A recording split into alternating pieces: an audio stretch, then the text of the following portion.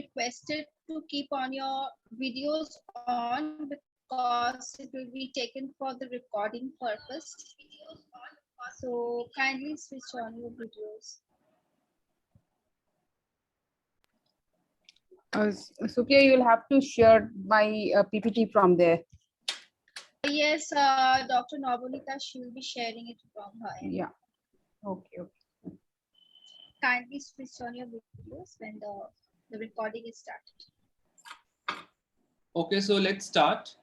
So I welcome all the eminent dignitaries, invited speakers, panelists, my dear colleagues, my juniors, students, and friends assembled today in this virtual Zoom platform on behalf of Techno India University, West Bengal, and institutions Innovation Council, Ministry of HRD Initiative, the organizing partners for the webinar on startup opportunities in aquaculture.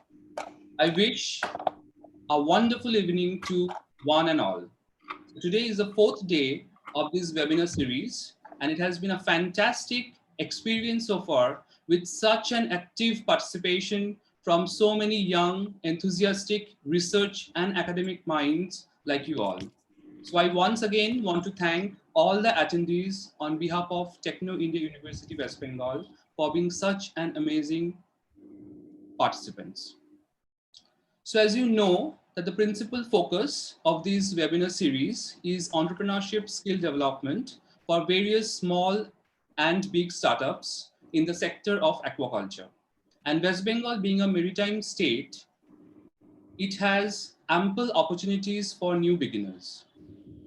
So fresh graduates as well as seasoned or experienced researchers have an opportunity to start their own businesses. And therefore we have assembled here.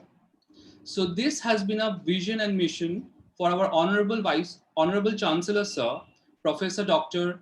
Gautam Roy Choudhury, who believes that, and as he says rightly, that scientific research has no value unless it is made accessible to the society.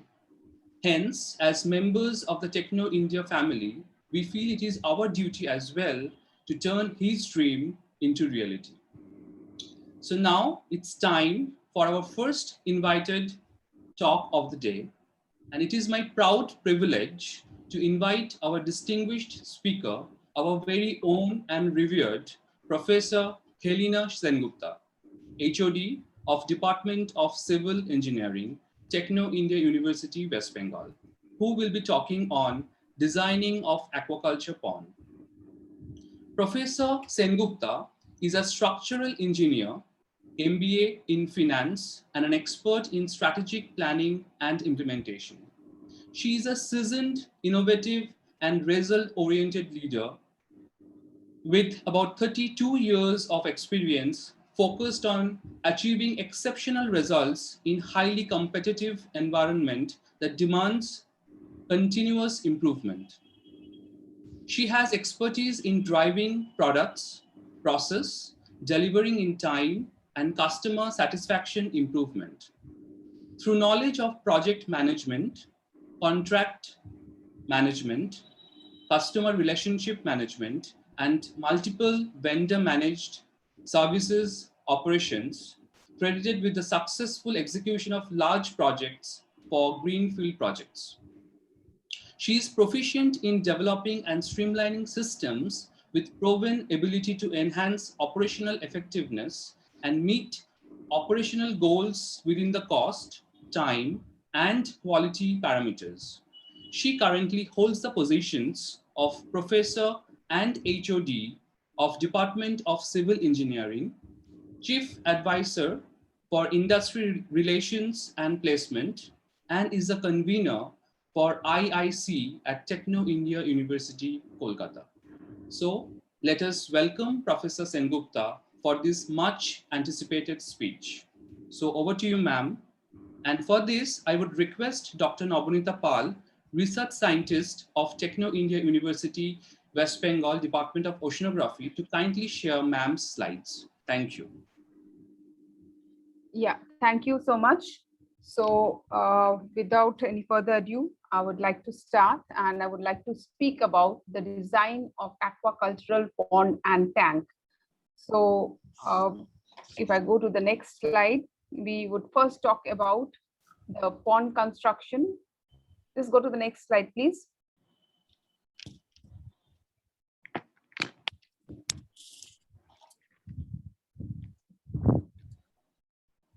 Yeah, so the first we will talk about pond construction, design and layout of the pond. So basically, if we start talking about it, it is that we could have ponds outside our houses or the place where we are staying.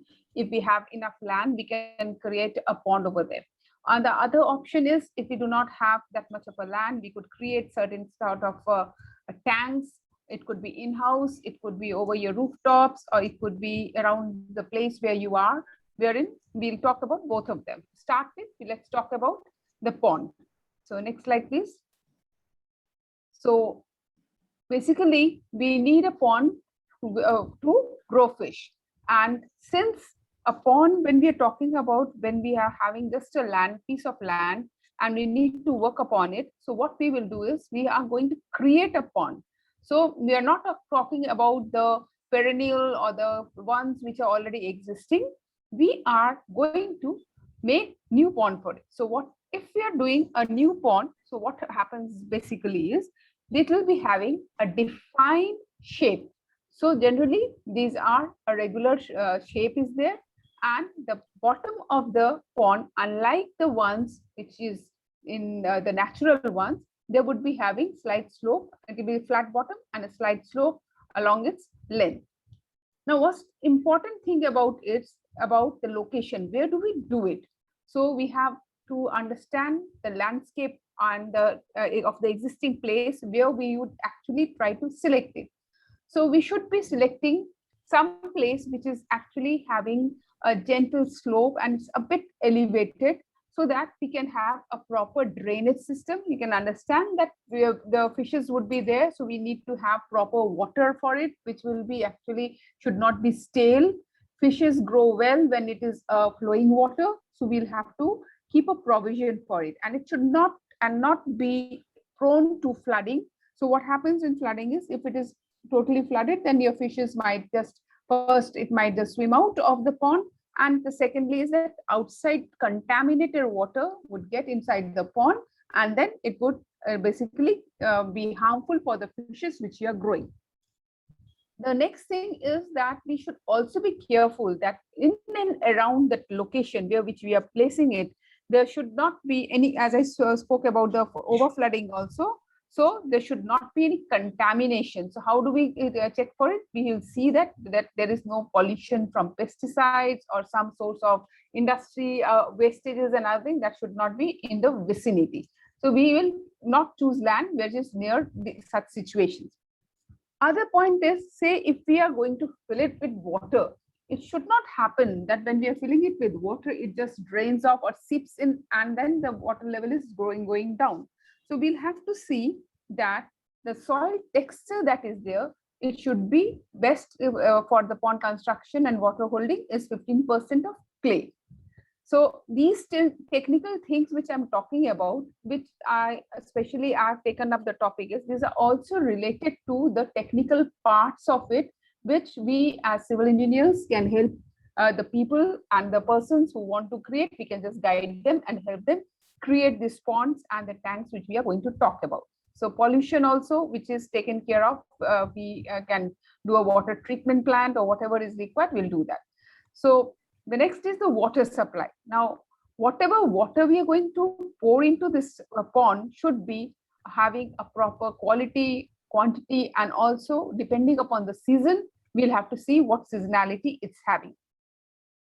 Two most important things are, since you are doing it for some economic purpose that you're doing it, maybe even if it is for your own, that you just catch hold of the fishes and have it at home, or you are thinking of planning of selling it, whatever be the case, you will never want that it gets stolen away, or that's why you should have a proper security system for it. And best is if you can have it as near to your home so that you can keep an eye on it. So Now we'll talk about in the next slides as to what are the different types of ponds.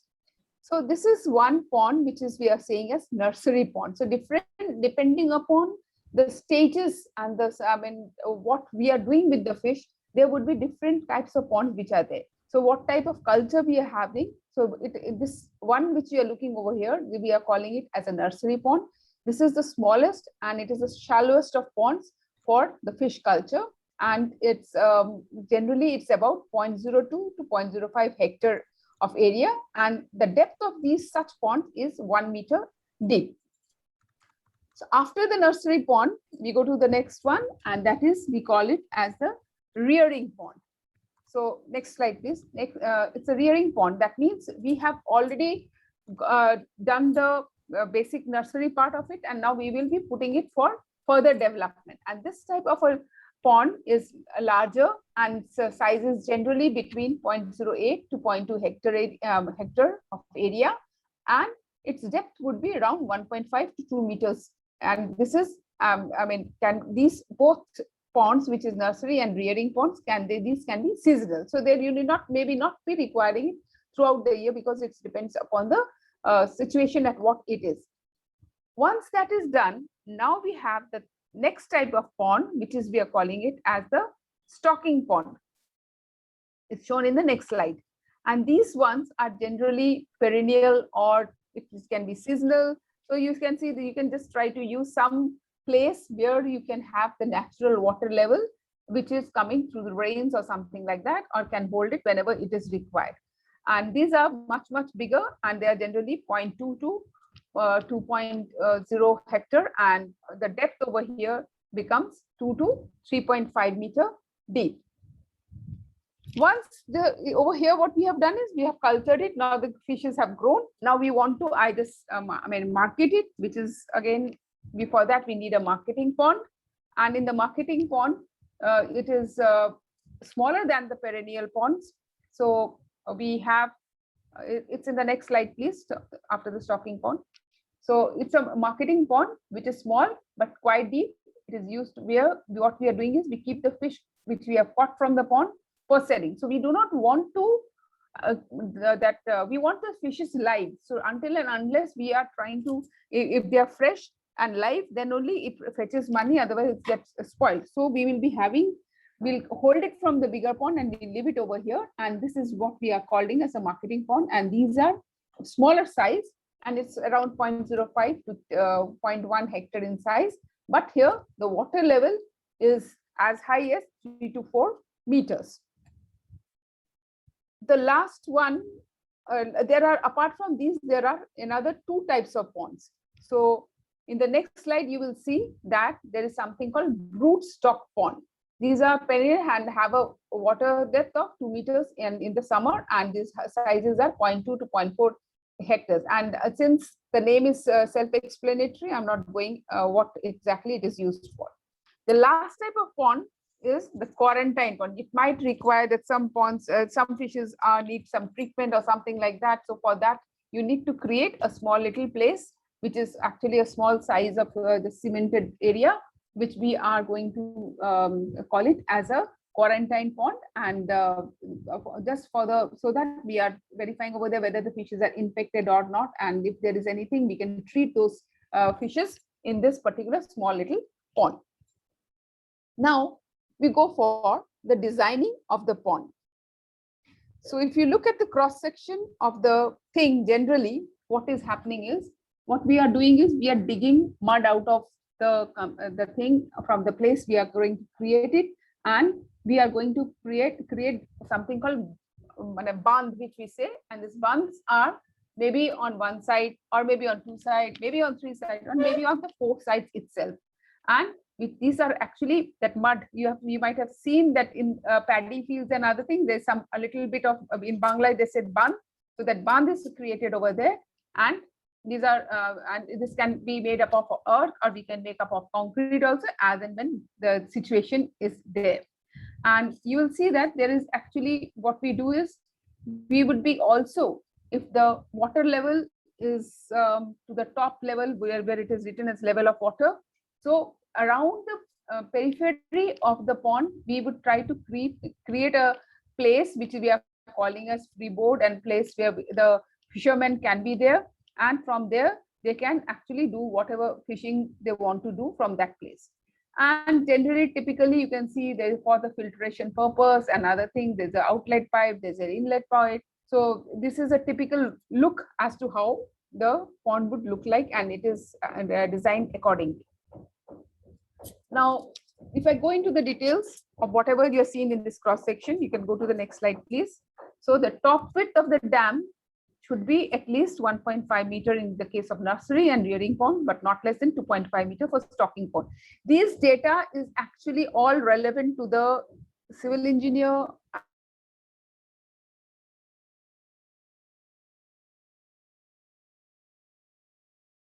all the data over here. So that is how, with the help of the people who want to create it for the local people, and the engineers, they can combine way, they can create whatever is required. They have all the data, they have all the technology and how to make it.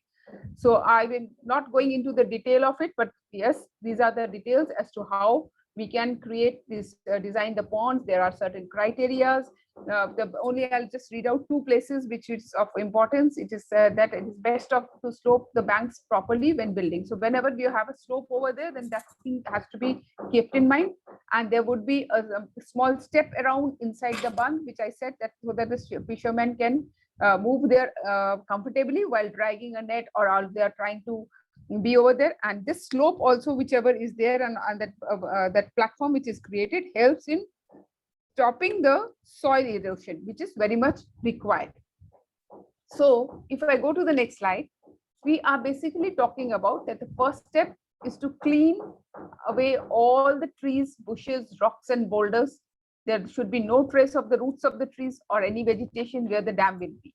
So obviously, when the land which we are going to dig out and create, there would be definitely some existing plants would be there. There could be so many trees over there. So the roots of which gets into deep into the earth.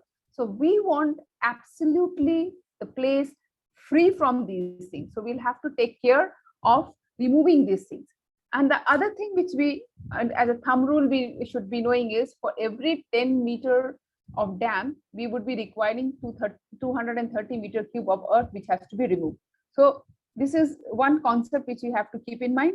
And the last one is that 20 centimeter of surface soil is scraped away from before building and kept aside, because that is the natural soil which will be required.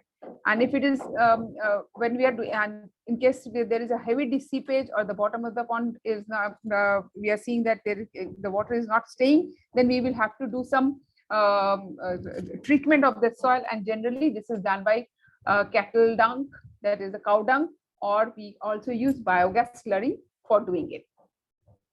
Now, going to the next slide again, the things which we have to keep in mind is that is choosing the place to dig ponds depends on the type of the pond, the slope, the water supply, drainage systems, and the roads which are connecting roads which are there. So we have to be very cautious about when we choose about which place we are going to dig it. And the nursery ponds too should be near the home, and all the valuable fishes should be guarded. Obviously, we would not like them to be stolen. And this pond, you cannot leave it alone. You need a person or a security person who will be keeping an eye on it, and also for the cleanliness purpose also, that for that also you will have to appoint somebody over there who takes care of it, at least visually. Now, for the purpose of maintaining, please go to the next slide. For the purpose of maintaining the level of water and the flow of water which we are talking about, so that there is proper flow, inflow, outflow, and the height of water which we want to, there's something called, we have to create an outlet. We have to design an outlet, and this outlet is known as monk. And this looks something like the one which is over here, wherein we have, it could be, it's basically a U-shaped thing where there is one way we will be having where we are putting in the water, and then there is outflow going out it. And a practical view of it is shown in the next figure. Just go into the next slide, please. So you see this monk is on the left hand side of the thing, wherein you can control how much water will be, you are not putting the water directly like a pump inside the pond. What you'll do it, you'll be passing it through this monk, so that you have a control on the speed of water which is going in, and you can also have a control of the level which you want to maintain. So this was about pond. Now, as I told you, can we go to the next slide, please? So as I told you, if we have sufficient amount of land and we want to set up a big fishery business or something like that, then we go for those types of ponds. But it might happen that we have restrictions, we don't have that much of a land, and maybe we have some very small area where we want to do it. So we can do that by doing tanks. Now tanks are basically, if you go, we can manufacture it of this fish tanks from a variety of materials. Next slide, please. From the variety of materials such as wood, concrete, metal, plastics, polyethylene, then PVC, fiberglass. There's so many things from which we can create it. And since we can create it, we can have different types of shapes also, and sizes that we suit our requirement. So, and we might be having different type of species and farming operations, so that depending upon that also, because of the flexibility of the various types of material which we are having, we can have different shapes of the tanks. Can we go to the next slide, please? And the next after this. Slide after this.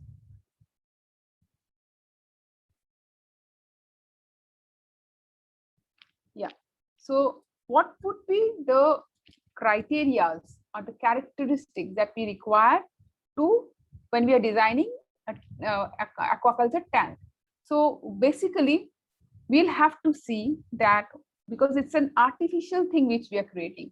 The one till the pond area was what it was, that the fishes are accustomed to that environment. But when we are creating an artificial material of the various materials which I spoke about, like wood, concrete, the PVC, and so many other materials which are available. So basically we'll have to keep in mind certain things. So what we'll do is we'll see that it should be absolutely smooth from inside. The moment it is smooth, then you will see that nothing gets stuck to it, and then we can avoid abrasions over there. And the surface should be non-toxic, because if you are using any material which is toxic, or you're using some paint or some other material for some glazing or something like that, so we have to keep in mind that it should not be toxic at all. The most important point, apart from this, since you're spending money for it, you would definitely want that it is durable and it is portable, so that because these would be some of these would be manufactured at some other places, like the ones we have Syntex tanks and other things. So portability becomes important, that it should be portable and it should be durable, that during the when you are moving from one place to another, it doesn't break and all those things. The other is that it should have long life. There should be ease of cleaning, ease of sterilizing it, and it should be non-corrosive, and obviously it has to be affordable. Otherwise, I mean, nobody would be going for it. Now, these tanks, where do we use? So there are many usage of these tanks which we are talking about. And can we go to the next slide, please? So it could be the fry production. That means the small ones, the small fishes which we are doing, or it could be a temporary holding facility for fingerlings, broodstock, or I mean maybe for food fish ready to. I mean there are certain small fishes which we feed it to the bigger fishes. So it could be for that.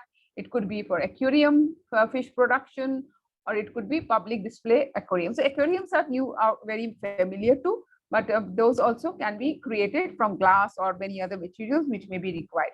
So that is another thing, and generally tanks are being used for catfish farming. So if I go to the next slide, so tank culture has now become more attractive because of the following factors. So what are these factors? Tanks are used in aquaculture research. So research work, because they are small sizes, all the research work which is happening would be using small tanks. So it has become more popular. But ponds require relatively large land area compared to tank systems. So this is why tank is becoming more popular. experimental parameters are more easily controlled when you're using a tank than in pond. So obviously you are designing a tank, you are doing it as per your requirement. So for that, you can then in that case, you are having the parameters absolutely in your hands to control. Otherwise, I mean, that is one advantage when you're doing a research work. And when we are making it in large number by manufacturers, they are using, they can use different materials. So since we have options of different materials, we will be going for it. And what are these materials? I'll just repeat it in the next slide. Next slide, please. So these are wood, then we have concrete, then we have plastic, fiberglass, metal, and just normal glass also. So if we look into the different shapes, now we go to the next one, please. So if we look into the different shapes, so we will have circular tanks, and we'll have rectangular, we'll have square tanks, and we will also have oval tanks. So we'll just very briefly, I'll tell you what the usages of these tanks are. Basically, in circular tanks, what you're having is these are used for nursery, and we are using only to grow that small little fry over there. And then in this, we have proper control of hydro. Say we are trying to have a flow. So if you're having a churning system in it, so it's very simple to do that. The oxygen mixing and everything is very easy, and you have uniform quality of water over here. So you can have, since it is absolutely circular, the density of fishes which you are going to have, the stock which you are going to have, you will the utility area which you are getting over here is higher, so the densities would be higher. Next slide, if you see that we go for the rectangular one. Now in rectangular one, I'll just talk about the disadvantages. The disadvantage would be, now first, the only advantage is that you can have more area to place. You have many places you can be placing it where, I mean, the number of tanks can be increased in the same area. But the disadvantage is because of the corners and that we are having over there. So there the hydraulics and the flow patterns is becoming difficult. So this is one. And also the other part is that the waste, which is, I mean, from the feces and other things which are fishes, the excreta of the fish and whatever the food sediments are there, they get stuck in the corners, and that is a disadvantage. So to take to take care of this situation, what we do is we go for an oval tank, which is shown in the next slide. So what we are doing basically is we are just rounding off the corners. So we are giving more efficiency in this.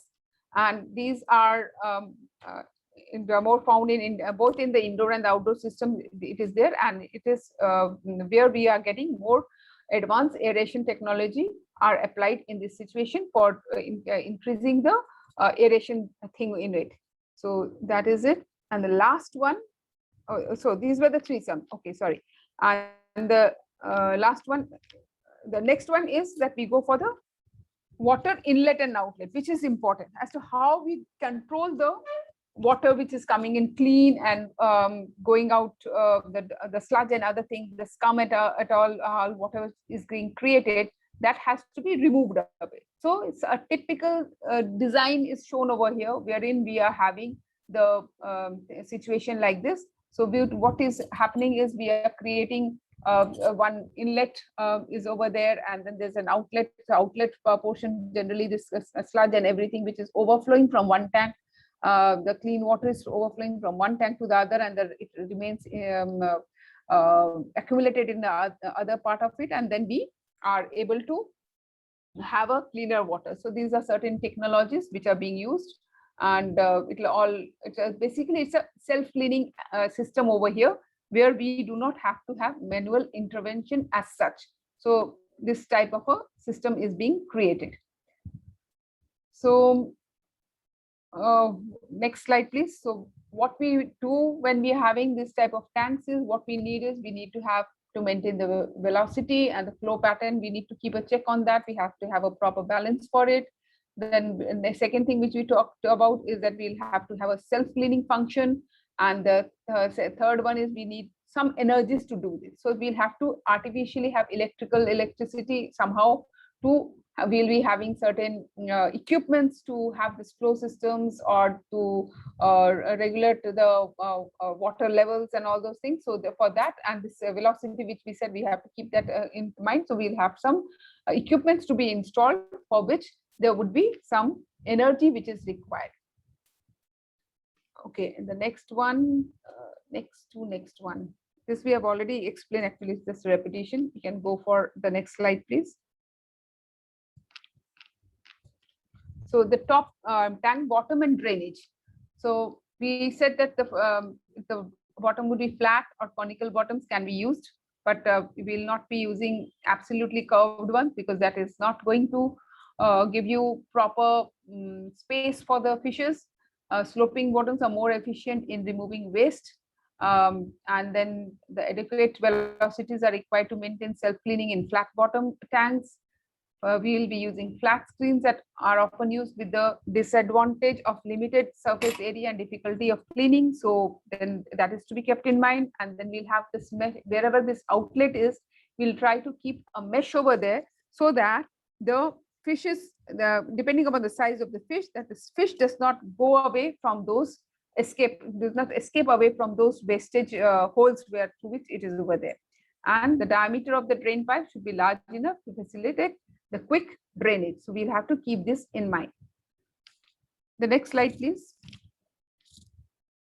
So if we look into the advantages of a tank system, we see that these tanks are efficient in use of space. We can efficiently use of water is there. Then there is low maintenance. There are good self-cleaning action is there. There's good visibility. You can look into it. What is the level, because it's absolutely clean. There's a flexibility of design. You can design as you want to, and there's also a flexibility of application. So in the next slide, you can see that some very charming way of aquariums which are being used in some places. You can see that these are people in some houses after they picked up from the Google. See how nicely they have utilized these tanks just for, I mean, they will not be having these fishes, of course. It's an aquarium which they have created out of the tanks. So these are some few beautiful applications over there.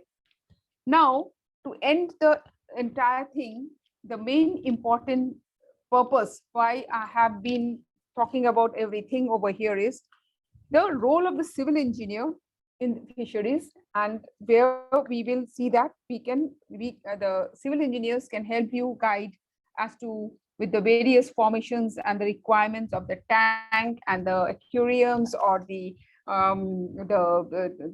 pond system and everything over there, and they will just guide. And people who are the local people over there, those are good enough to just follow the instructions which will be given.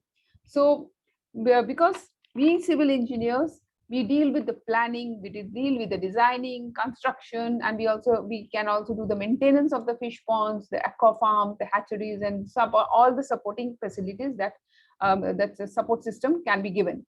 And also, we as an engineer, will be applying some engineering principles for the production of food and fiber from aquatic environment. So we have certain systems which have been in our scope of area also.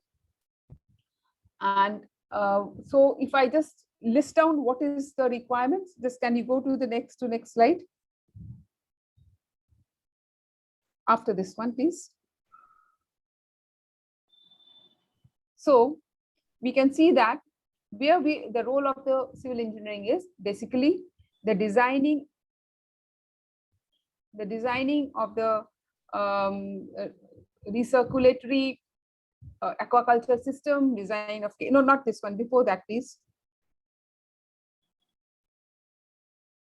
A slide just before this one.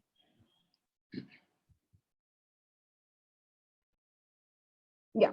So I'll just read a few of them because there's so much of a requirement where the civil engineers can get into it. So we can do what we can do is we can designing the recirculatory aquacultural system that can be designed, the design of cages and pens for freshwater and seawater systems. We can have integrated aquaculture system, Then there is the biological filters, the site selections, the remote sensing we can do by GPS and in the site selection for aquaculture. Then we can use these days there is aquaponics to be done, which can be a combination of the the plantation as well as the fish. So those combination can how to design it and layout it, that can be held by the civil engineers, and the local people can do entire thing just under the guidance, and they have such things for them. So the entire construction would be basically done by the local people. They can do it over there, and we can just tell them what sizes and what is all required. So just giving you a run through of various types of this farming, or the various types of systems which are available. I'll just browse around through some of the pictures, which starts with the next one. Can we have the next slide, please? So we have this, the one which is, can we have the next slide, please? Yeah. So this is the one which is biofloc fishing, fish farming. So in which we are having basically the round tanks are there, and these are used for farming purpose. The next one which we are having is the recirculatory aquaculture system, in which it is in a circulatory form. Then and it's a recyclable form, so it's just going in circulation forms, and the water is being recycled and taken again and again. We are not wasting any water over here. Then I spoke about aquaponics. So this is basically, we have next slide please. So we are basically having plantation as well as fishes. So you can see that in the extreme lower portion of the screen, that the fishes are there inside, and we are also having the plantation part. Then we have biofilters which will be used, and they look something like this, which is a moving bed biofilters. These can be used over there. Then in the bigger fields, in the next slide, we can see that we have a cage, we have pen culture. So those structures which are required can be created. So these are basically in the cage system, you're having some fishes which you can have over there, and then we have the bigger fishes on the outside of it. So that way we can have. Then other things are, there is next slide, you can see the fish pond construction and the raceways. Raceways means how the water is being put in through systems, so that is the raceways. Then we have the last, which is also important, if you're doing it in a very large scale, so you are going to have lots and lots of wastage of the water, or the water will be contaminated, so which you need to do a treatment. So we can have the wastewater treatment plant also for these situations. And we also help in do the soil sampling. Next slide. Soil sampling, then we can help in the concept, ultimately in the total construction of the fish processing plant. If you think you are going to make a big processing plant over there, so that for that also in the next slide is given, that also can be constructed with the help of a civil engineer. My last slide, which says that the conclusion of any production system in industry and agriculture relies heavily on design and construction. How you're going to design, how you're going to construct, and how economically it can be done. So this efficiency and the success depends upon these two things. So that is very important. A well-designed and constructed system provides a foundation for successful operation. So if we have everything systemized, like the one with the circulatory one I was showing, so you have efficiency over there, and you have the optimization also over there. And even the best management techniques can do a little to optimize production in poorly designed and inadequately constructed systems. So again and again, I'm harping on one thing only, that it has to be well planned, well designed, well constructed, and then well to be taken care of, so well maintained. So this applies both to ponds and tanks at all levels of management. So this is what I had to present today. So just you can go to the next slide, just like that. And if you have any questions, we can take it up at the end of the session. Yeah. Thank you so much, ma'am, for such a detailed and information-rich seminar. I think Professor Sengupta has delivered such a information-rich presentation, so that the audience can make the full use of this opportunity. And I'm requesting all the audience and the participants to kindly keep their questions ready, because I think Professor Sengupta will be addressing them at the end of the session after our second speaker's speech. So now it's time. So ma'am, can you kindly be with us? Yeah. Yeah. Yeah, I'm there. Let us session continue. I'm there. Thank you, ma'am. So now it's time for our second invited talk, and it is my utmost pleasure to invite our next distinguished speaker, our very own and beloved Professor Dr. Sufia Zaman. She is the HOD of Department of Oceanography, Techno India University, and she will be talking today on fish feed from floral ingredients. So a brief introduction of Dr. Sufia Zaman. She is presently serving as the head of Oceanography Department of this institute. She started her career in the field of marine science in 2001.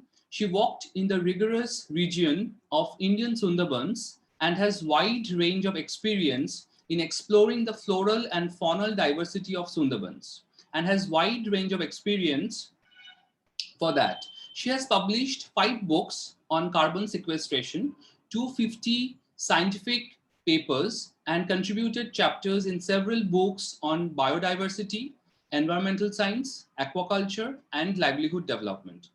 Dr. Zaman is presently a member of Fisheries Society of India. She is also running projects on carbon sequestration by mangroves of Indian Sundarbans. She is a recipient of DST Woman Scientist and Jawaharlal Nehru Memorial Doctoral Fellowship Awards. Her areas of research include aquaculture, fish nutrition, phytoplankton diversity, climate change, mangrove ecology, and alternative livelihood.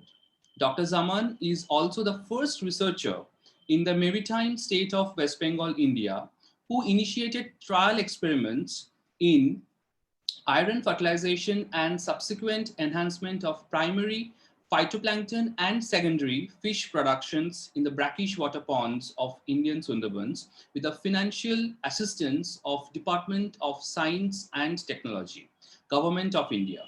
Dr. Zaman is also providing consultancy on green technology to several industries, NGOs, and corporate sectors.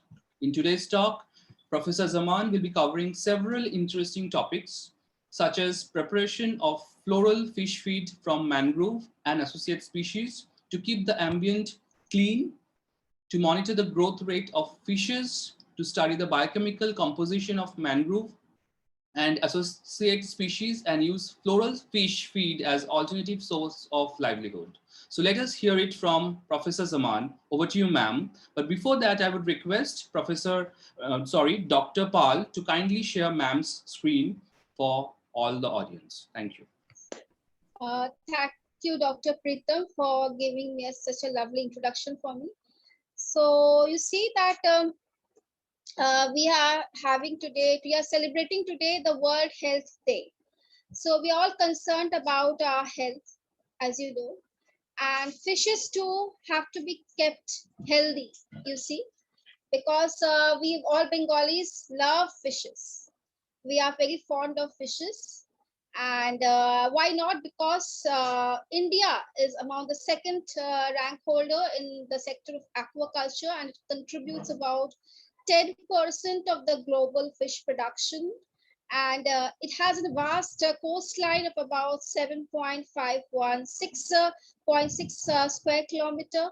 So with all these boons in India, we are very much happy to start up this aquaculture as a profitable business sector for the export part to different parts of the world. So we are very proud citizens, and as Bengalis also, we are very proud because in West Bengal is a hub of aquaculture and pisciculture. Now, today's presentation is based on mainly 2 aspects, that is how to prepare floral fish feed and why it is needed and what is its importance and advantages. Now, part of my work was initially done as Dr. Preetham was saying, that I was part of the Department of Science and Technology in a project which I had initiated in the Kagdip region of Sundarbans, and where I had implemented this project with mangrove ingredients as one of the floral ingredients of the uh, Macrobrachium rosenbergi I had used, and in different culture pots. And another part is that we are soon going to implement another research program from our department. Our research scientist, Mr. Pavel Viswas, he has initiated his PhD in the sector of tilapia culture with floral fish fish ingredients, and he is using this fish feed ingredients, floral ingredients for this tilapia culture.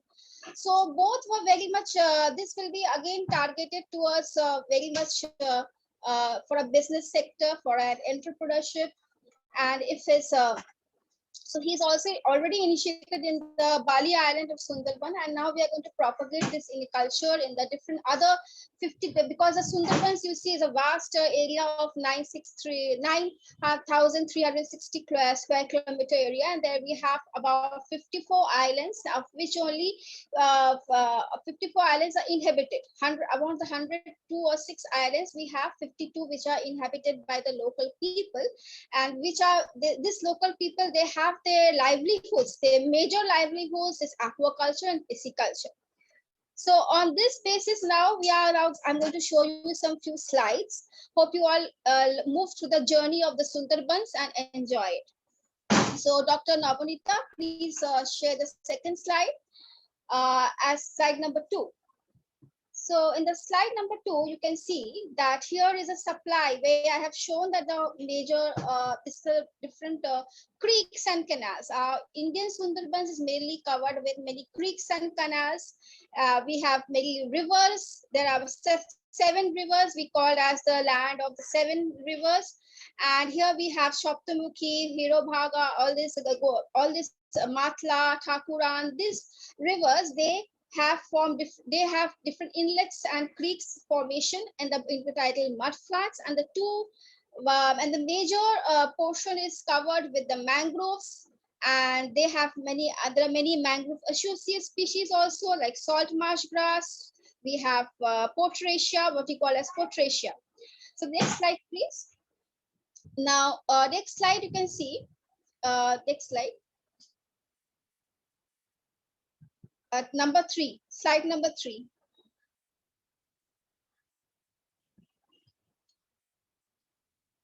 So yes, so here you can see all the different stations where we have walked upon.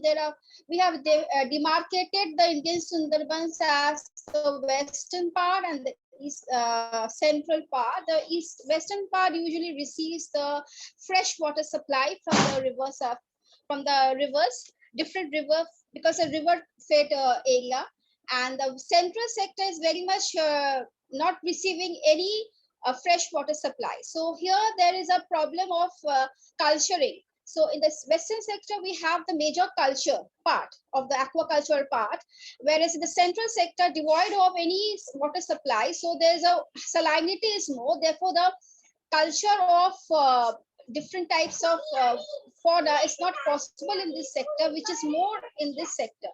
So because of this hyposaline environment, again, the Sundarbans is demarcated into 2 regions, and therefore we have different aquacultural regimes in these 2 sectors. Next slide, please. So as you can see in slide number 4, there is a pictorial glimpse of the pictorial glimpse of, you can see the Dhani Khash, what we call as Potracia. Dhani Khash is also a mangrove associate species. Next slide, please. So I'm just giving a glimpse of the Sundarbans biodiversity. And then we have the mangroves as the Bada bones. We call it as a Bada bone.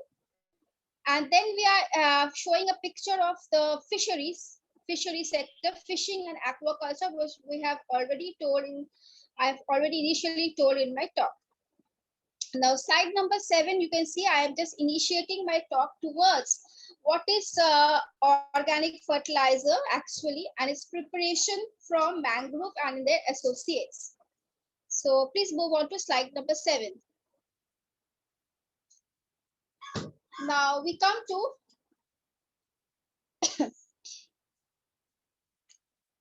I'm coming to slide number 7 now. You see there's a floral fish feed. Slide number 7, Dr. Pal. Yes. Here we can see we are moving to the organic fertilizer preparation from mangrove and their associate. Move to slide number 7. Here you can see what is floral fish feed actually. Feeds which are supplemented with ingredients of floral origin is currently gaining a momentum in the area of organic feed formulation, and research has to be needed because we have to replace the animal origin in order to increase the resistivity. It increase the resistivity of the fish species and other culture species and improve the egg production. So the main motto is that whenever we are using some animal fish feed origin of animal ingredients, what happening? It is producing different toxic elements in the water bodies, and this is not improving the quality of the water, but it is degrading the quality of water in terms of the pH level, in terms of the DO level, in terms of the acid alkalinity. Everything is degrading. Here what happens that when we are using because a lot of ammonia, the ammonia excreta, all this comes out, and when the animal origin protein does not degrade in water easily. So this, when the protein is high in the animal feed, what happens? It becomes toxic to the water bodies, and it introduces some toxic chemicals, and therefore the water quality becomes very poor, and it creates an anoxic condition where the fishes strive to survive less, and they become more prone to diseases, bacterial diseases, then fungal diseases, all types of diseases they are prone to. Okay, the next slide. So you can see here a major snapshot that how our researcher, Mr. Pavel Biswas, is collecting the samples from the field. And here we have used a mangrove net for collecting the mangrove litter, which we will be using as, which we had already used as an ingredient in a floral fish feed. So mangrove net is a research purpose. Now, what is our research? Next slide, please, slide number 10. We have used some research targets we have already used, and we are also going to use in the future. That first of all, we will address and estimate the biochemical constituents of the floral sources. And then we will have an approximate composition of the fish feed after incorporation of the mangrove floral ingredients. After that, we will evaluate the growth, production, and the economic performances of tilapia, because already I've mentioned that our research is now ongoing on tilapia culture and with different formulated feeds. And ultimately, we will evaluate the efficiency of this mangrove-based tilapia feed in maintaining the environment in terms of water quality. Okay.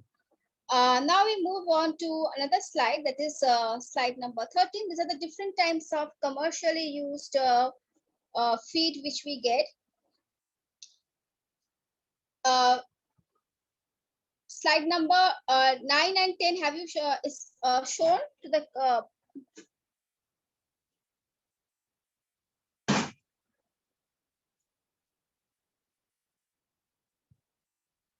yes.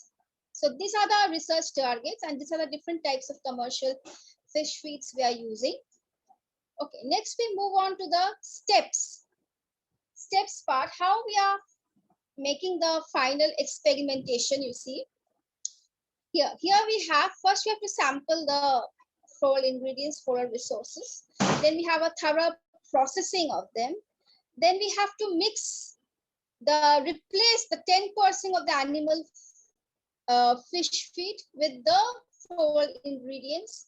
Then we have a proximate analysis of the biochemical composition of the formulated feed and the floral ingredients used in it. We have to compare both the ingredients, floral as well as the formulated. Then we will have a major study on the SGR, specific growth rate, and the FCR, food conversion ratio. Means how much the growth is in terms of their body weight, in terms of their body length, in a specific growth period, growth time. Suppose we are measuring it for 7 days interval, or we are measuring for 21 days interval. There's a specific time period. We have to measure that, and also see the specific growth rate, means how feed conversion ratio, that how much the food they can consume in that particular time period in a given day, how much they are able to in 24 hours, how much the food is being converted from the feed timing to the feed digestion time. We have to see that, and we have to see the performance of the growth. And then ultimately we go for the analysis of water quality parameters in terms of DO, pH, then your soil salinity, also soil quality of the pond bottom. And then also we will go for study the nutrients, that is the nitrate, phosphate, and silicate levels in terms of that also. Okay, next slide, you can see that this was a major project which we had initiated at Kagdip region, where we had taken the entire lab to the field. Okay, so we were not just making the analysis on the some analysis, biochemical composition, etc. in the lab, but we had similarly made some awareness programs where we had initiated awareness programs to create awareness among the local farmers, the local fishermen, through us project, that how to prepare the fish feed from floral ingredients, and how to initiate the startup programs. We had initiated from this time only. And you can see in the next picture, there are the field samples where the local people who are involved, they were acting as the entrepreneurs, and we were just measuring the high length and breadth, and they were also involved in it.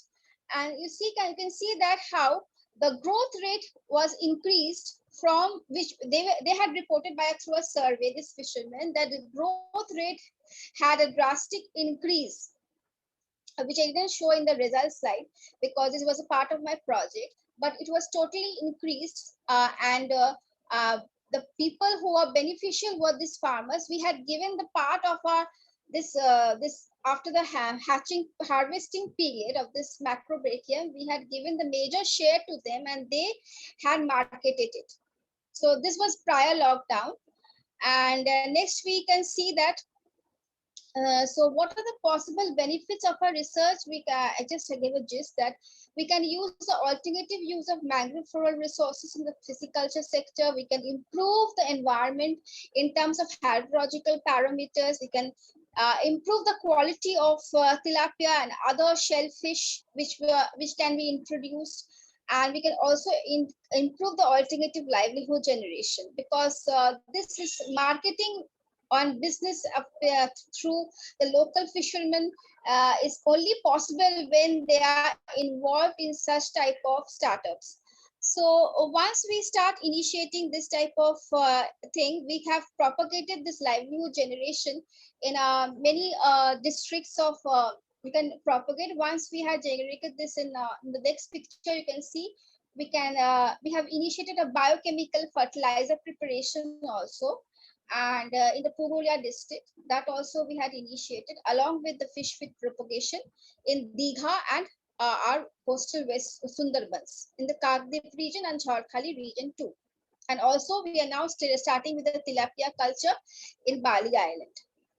Along with fish tank culture of tilapia, we had also done by our scientist, one of our PhD scholar, she was Pallavi Datta. She also initiated this tilapia culture in a roof tank in our Techno University itself. And we had compared the study between the two in the tank culture and the pond culture. Now, in the looking forward, what we are trying to do that once we start to take up these bioresources, that is not a solution, because one day this bioresources is going to end because of such startups of us. But we have to propagate the culture and nursery building of these mangroves and their associate species, and involving the local people. So at same time, we are involving the local people in preparation of this fuel ingredients, fuel fish feed, fuel biofertilizers, whatever we have. And the same time, we are involving them in nursery and afforestation programs, because we can't just uproot and not give a backup setup. So at the same time, we have to initiate both at the same time. Next slide, please. Yes. So here are the glimpses of some nursery which are already placed in the Jharkhali area, which have been initiated by our own department. From our university, we had done in Jharkhali area, where we have propagated this type of nursery of mangroves seedlings. You can see along with this Potracia, these are they can bind up the soil very hardly. These are the type of grass. So once this has been set up, we can initiate the afforestation and plantation in small beds.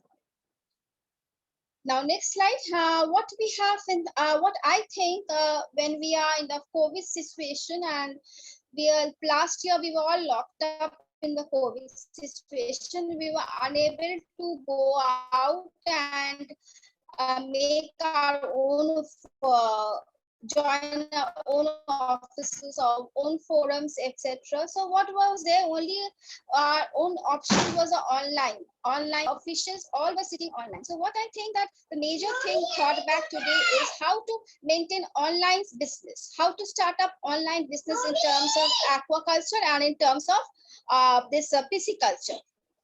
So in that case, I think that we can have different market linkages, and also we can tie up with the industrial research teams and skilled universities.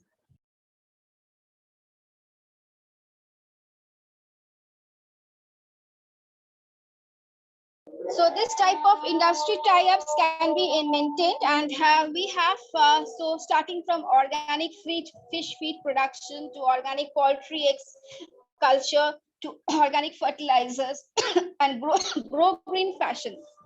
I will see once we are involving this local people in some this type of shows, this type of apparel distribution, which can be what we call as a recycling of waste, the recycling of different products, where we call. But once we start this initiation, I think we can make up for some market leaders. We can create a website where the local farmers can be involved, where such online workshops, online trainings can be held, and the different agencies and the forums can get involved in this way. So this was what I had to say, and this is the tagging of different sectors of aquaculture and the industries and the research and the marketing and to start up the entrepreneurship development. So this is what I had to say you all. To save and keep our earth green and safe, we must propagate, we must culture, we must develop nurseries. At the same time, we must also look at our own selves and also the society benefit at the same time. So all these tires must be kept in mind to live in a business world also, business sector also, entrepreneurship also has to be developed. And at the same time, we have to give something to the society as we are taking something from the nature. So at the same time, nature and society has to be kept in balance.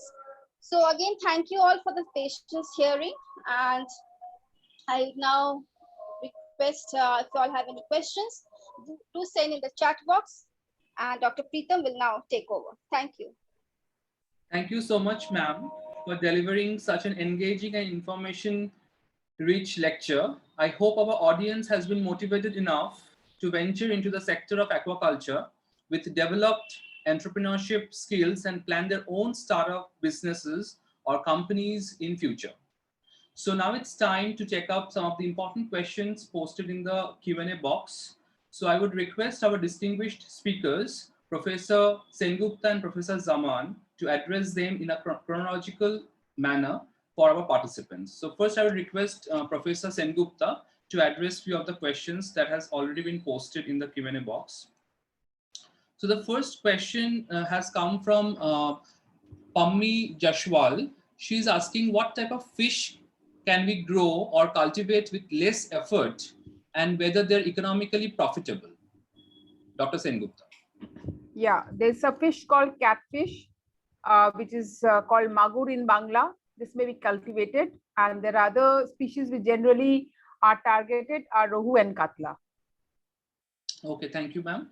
I think I am seeing you have already answered those Yeah. questions, but I'm just still reading them out so that everybody can hear them once more. So Yeah, the sure. second question from the same person: is there any specification of soil type for fish to grow well? If yes, then what type of soil would be beneficial for the fish to grow? See, during my presentation, I had mentioned that we generally target to have about 15% of clay to be there in it. So the clay, 15% clay is helping us actually for the proper construction of the pond. And also the main important thing which we want is that it has to hold the water. So generally we will check this, we'll do the soil testing and see whether there is the content of the some clay in it has to be 15%. Otherwise, we'll have to use different other options like cow dung or some other slurries and other things so that we can line up the pond accordingly. Okay, ma'am. Thank you so much. The third question is from Saurav Datta. He's asking, he's actually praising you, saying that, ma'am, that was a detailed presentation endowed with a fair amount of technicality. The question is, are there any technological know-how which can be used to prevent heavy metal contamination or chemical leaching in ponds and tanks constructed in heavy metal contaminated industrial areas or in farmlands using fertilizers, pesticides, etc.? Yeah, for this, when we had started my presentation, I had mentioned that there is a process of selection of the site. We have to be very careful about when we are selecting the site. That is one of the parameters. The second parameter was that what type of water what are the sources of the water that is coming into the place which is filling in the water, the pond. So these all things, and the soil testing, of course, which will be actually testing and seeing the chemical composition over there, which is all the pre-stages of going ahead. So if you find out, if the professional finds out that these parameters are not enough, then we should not be going ahead with that site actually. And there is no such treatment as of now also to tackle with such a huge area with for decontaminating it for heavy metals like these. Okay. He says thank you to you, but at the same time, he's asking another question, saying that nowadays most available free land is agricultural. These farms and fields utilize a lot of pesticides and chemical fertilizers. If we were to set up a tank for aquaculture adjacent to such a land, what kind of precautions should we take to prevent chemical leaching? See, only option which is left with is, remember I had said that we'll have to remove away certain amount of soil from the bottom, which is absolutely required. We'll have to fill it over there with certain proper type of soil, and then the sides maybe then in that case we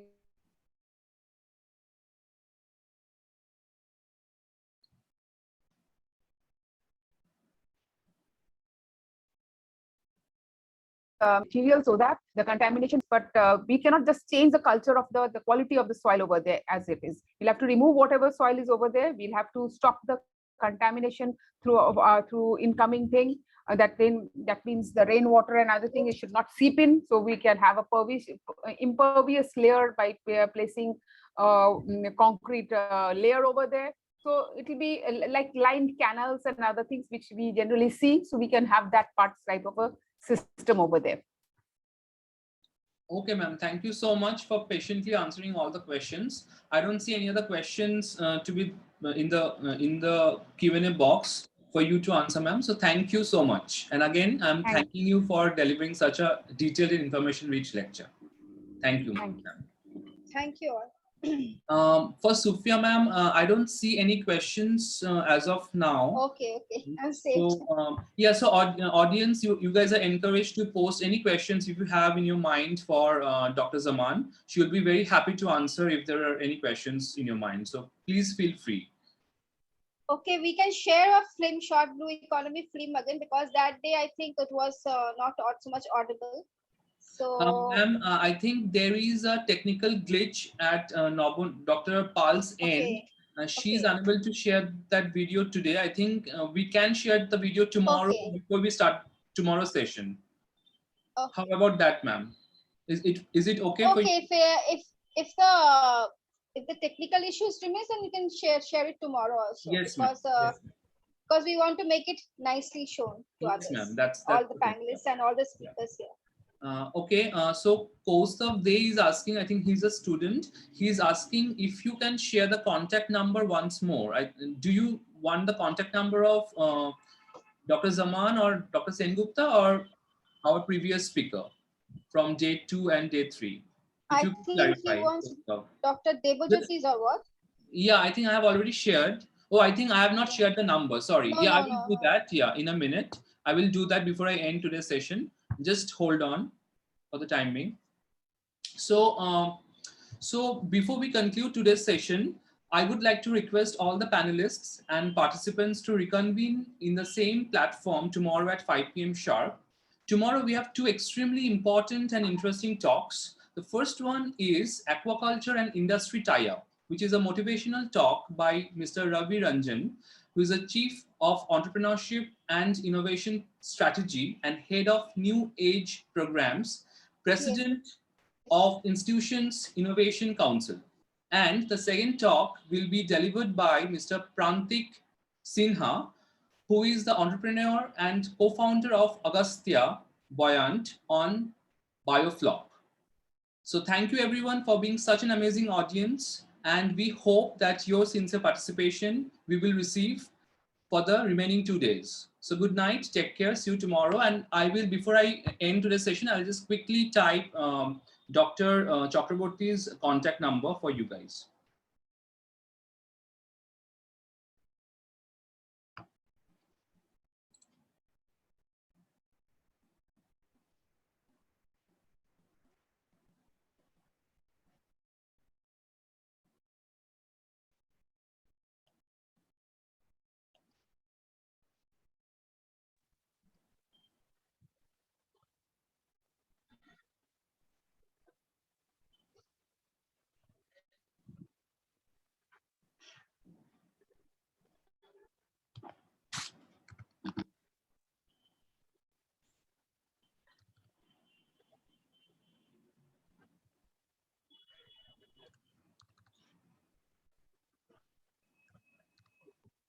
Dr. Pritam, are you there?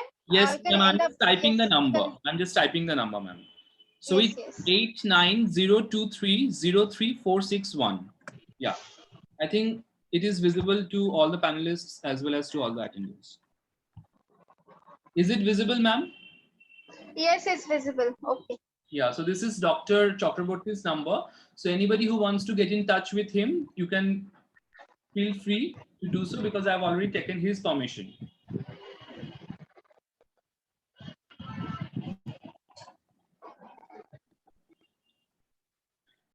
And also, if anybody has any questions for Dr. Zaman, you can post the same maybe to me or to Dr. Zaman directly. Ma'am, can they do that? Or they can? Yes, they have. I can share my email ID if they require. Kindly, share the same to them, ma'am. Okay. Nice.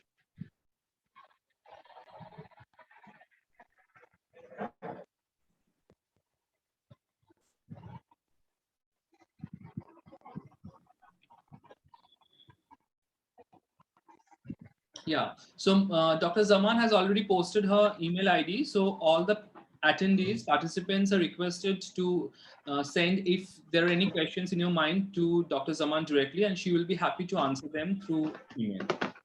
Thank you. So, Okay, ma'am, thank should you. we end today's session here? We will end the session here and we will meet tomorrow by 5. Exactly, ma'am. Thank you.